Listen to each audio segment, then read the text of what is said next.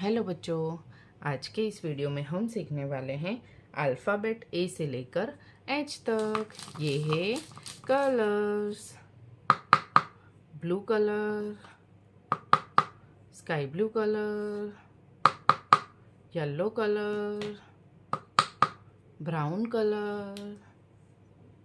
A for alligator, A for alligator.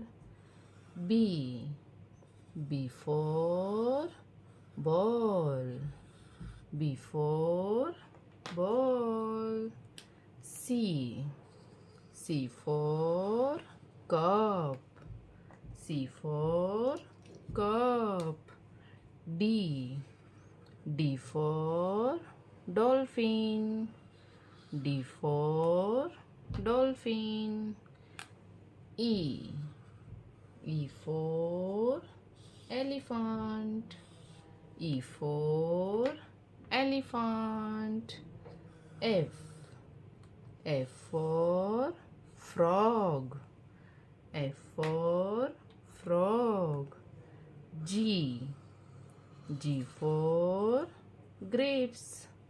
G for grapes. H for horse. H for horse. A for apple. A for ant. B for ball and B for banana. C for cat and C for cow. D for duck and D for drum. E for ear. E for elephant. F for fish and F for frog. G for grapes and G for gun. H for hen and H for horse. तो बच्चों, आपको video पसंद आई हो तो video को like करना और channel को सब्सक्राइब कर देना। Thank you.